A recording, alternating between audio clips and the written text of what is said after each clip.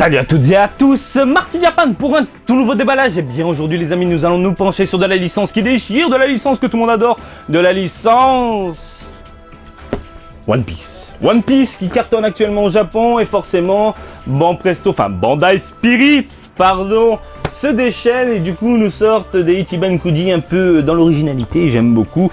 On a décortiqué ensemble là Luffy, Last One qui est vraiment fantastique. Non, je déconne. Ah, le petit troll. Une figurine très moyenne dans l'ensemble. Alors du coup j'ai peur pour celle-ci. J'ai vraiment peur. Surtout que la Zoro qui est pour moi le personnage le plus charismatique de One Piece, de l'univers One Piece. Et là il a une patate mon gars. Il est bien vénère. Bref, c'est sorti au printemps 2019 et bien dans les boutiques participantes dans les Game Center, prix du ticket Ichiban Kuji 650 yens. Je rappelle le principe, vous avez une boîte, vous tirez un ticket, il y a des lots A, B, C, D, E, F, etc. Le lot B est là, on a vu la Last One, la A c'est la Luffy également, le reste c'est que des lots de merde. Et on va se pencher rapidement sur la boîte, donc Ichiban Kuji, Bandai Spirits, on a donc le Zoro exhibé comme ça. Hop là, sur le côté aussi, il a l'air pétant, magnifique, bien vénère. Et puis on a les petits croquis qui vont bien. J'ai dit tout ce qu'il fallait et puis on passe la seconde, je prends le cutter et je vais défoncer la boîte comme ça. Parce qu'il a l'air de défoncer, on est tous d'accord sur ça. À l'intérieur de la boîte, carton de protection, tout comme la Luffy, ça s'ouvre simplement et on peut récupérer directement la bête, le précieux. Allez, viens là mon coco. Le Zoro est en un seul bloc, regardez-moi ça. Il est vénère, on a donc le katana également là, et puis le socle, enfin le support pour faire tenir la figurine, tout simplement. Alors je le sors du plastoc, il est vénère. Il est vraiment vénère. Putain, il est mastoc de ouf, mais assez violent, hein. Très très impressionnant. Ils ont foutu quoi? Une sorte de plastique du coup à l'arrière, je pense pour protéger au niveau de la figurine. Alors je vais sortir vite fait le katana de merde, viens là mon petit coco. Donc comme vous pouvez voir ici, on a un petit plastique qui protège l'arrière propre. J'aime bien ce genre de petits détails, hein. Faut être clean hein, quand on fait les choses. Faut que ce soit propre. On peut enlever ici le petit carton de protection pour protéger, eh bien, ah putain, l'épée. Mais c'était tordu. Bravo les mecs, hein. On protège tout ça, mais bon, pas trop non plus. Le katana est à mettre du coup à l'arrière, mais à l'envers, si j'ai failli me tromper. Alors, on emboîte tout ça tout simplement. Mesdames, messieurs, vous avez le Zoro sous les yeux. Alors, il est assez pétant. Enfin, ça va. C'est un peu plus propre déjà que la Luffy. Peut-être parce qu'il est mastoc, il est très imposant. Et comme il est très imposant, il est du coup plus impressionnant que la petite Luffy qu'on a vue la dernière fois. Donc, pareil que la Luffy, par contre, on a du bon et du mauvais, hein. En même temps, ça sort du même moule, entre guillemets, ce que j'entends par moule, de la même usine. Donc, forcément, ils sont pas fait chier en termes de, du matériel, tout simplement. Donc, on va commencer par la modélisation qui est tête plate également pour notre ami Zoro. Regardez ça, on a la tête qui est en un seul bloc du coup avec le cou. Ça c'est pas très fun au niveau des yeux, au niveau des mirettes je trouve ça très moyen. Néanmoins le personnage est bien proportionné, plutôt baraqué, ça j'ai rien à dire. On a, regardez, hop là au niveau des pieds, eh bien des doigts collés, hein, je suis pas très fan. Ils ont moins décollé le pouce, le petit orteil, voilà, ils ont décollé l'orteil par rapport à la petite pompe posée comme ça, mais ça reste très pâté, très moyen dans l'ensemble. Et puis au niveau de la peau, on a un aspect très plastique brillant qui ressort. Ça, je suis vraiment pas fan. Par contre, on a de la bonne vénasse au niveau de l'avant-bras. Avant-bras qui est tordu. Regardez-moi ça. Il part en U. C'est pas beau ça, hein. Moi, il est pas tordu mon bras. Il est normal, il est droit. Là, ça part en U. Tu sens que le plastique a été tordu légèrement. C'est vraiment dommage. C'est vraiment dommage. Ça fait chier limite, hein, surtout quand tu collectionnes ce genre de produit. Après, l'avant-bras est plutôt bien modélisé, je trouve, hein, un avant-bras assez baraque, assez mastoc. Même délire que la Luffy au niveau des cheveux, donc l'aspect très nippon, très samouraï, très air Edo, hein, on est dans cet esprit-là. Avec la petite tige dans la bouche, hein, il fait son kéké, là, la Zoro, très propre. Alors, alors, je pense que vous savez à quoi vous attendre, là ce que je vais dire. Le visage, même merde que la Luffy. Il est où mon petit cutter de merde? Il est là. Alors le visage est collé.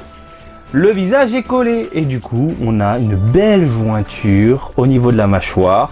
Là, au moins, ils ont fait l'effort de détourer un peu les imperfections, enfin de détourer, enfin de faire bien gérer les contours, par exemple au niveau de l'oreille, au niveau de la mâchoire, on n'a pas d'imperfection sur les côtés. Au moins, ils ont bien découpé ça. Même chose ici, propre, mais après, on a vraiment le visage collé, et ça se voit, ça se ressent. C'est un poil dommage, surtout que là, Zolo, lui, il a le regard levé. Donc du coup, on voit la grosse jointure un peu profonde au niveau de la mâchoire. Ça, je suis vraiment, mais alors vraiment pas fan. Après, au niveau des vêtements, j'adore, je kiffe, hein, franchement, le petit kimono comme ça. Et puis, regardez-moi cette veste de dingue, magnifique, doré, très japonais, hein, avec des symboles par-ci, par-là. Au niveau des couleurs, on a de belles nuances. Donc, on a un blanc qui tire ensuite vers une sorte de violet. Tout simplement violet léger vers les petites pliures, vers les limites du kimono. Puis vers le bas, on a une sorte de vert pomme très agréable à l'œil. La petite ceinture en violet magnifique. Le gars, il porte ses 3 katanas, tout simplement. Hein.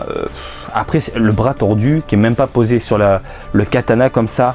Je regarde au niveau de la boîte ce que ça donne, mais normalement, ouais, il a la main posée sur le katana, alors que là, non, tout simplement. Merci les imperfections des usines. Après, bon, ça va dans l'ensemble. Elle est beaucoup plus classe et beaucoup plus imposante que la Luffy. Et du coup, à l'œil, elle est beaucoup plus agréable. Franchement, il est mastoc, il est mammouth, il est vénère, ça j'ai rien à dire. Au niveau des cheveux, eh bien, ça a été conçu dans un bloc assez spécial. Donc comme le visage a été posé, on peut voir les petites jointures, mais pas trop dérangeantes. Donc à l'intérieur des racines, au niveau des racines, hein, au niveau des cheveux, à l'intérieur des cheveux. Au niveau du visage, du coup, on a les cheveux qui ont été, comme je vous l'ai dit, ça a été fait en un seul bloc. Donc on a les petites mèches qui ont été peintes, voilà. Mais ils se sont loupés, voilà, de ce côté-là. Ils n'ont pas fait ça correctement, donc du coup on a couleur peau, hein, couleur de la peau sur les cheveux, ok, sans plus. Le regard est assez fou, est assez vénère, est assez déterminé. La petite cicatrice qui va bien, la bouche bien vénère, très japonais dans l'ensemble. Enfin, franchement, on sent l'esprit nippon qui s'en dégage. De ce côté-là, j'ai rien à dire. Et puis regardez, la petite bourse qui va bien, hein, les petites affaires. Les katanas sont vraiment superbes, hein. Même si on les voit pas vraiment spécialement, puisque c'est caché entre le personnage et puis le manteau de la mort. Il y a des petits symboles à la nippon, pardon. Et puis franchement, non, j'ai rien à dire. Les petits katanas comme ça, ils sont magnifiques. Le katana en lui-même, lui, dans un ton noir, propre, piquant. Il pique, hein, c'est limite on peut s'en servir de cure-dent. Mais voilà, écoutez, dans l'ensemble, je suis convaincu. Je suis convaincu. Hein, je vous dis ça parce qu'à la base, j'avais vu l'Ichiban Kuji, j'avais fait une vidéo que je ne vous ai jamais sortie malheureusement, sur les protos que j'avais vus lors d'un événement japonais, et de ce que j'en avais vu, la Zolo était dégueulasse. Et là, je parle vraiment du proto, et j'ai trouvé ça très moyen. Du coup, le produit final est un peu plus convaincant, malgré les défauts. Les défauts, pour moi, et je vous le répète, ce sont le visage collé, du coup, la jointure au niveau de la mâchoire, le bras tordu en U, la main qui n'est pas posée du coup sur le katana, et puis ici les doigts de pied collés, version pâté, etc. Et bien évidemment, le visage plat, très Blood of Science de la gamme Dragon Ball.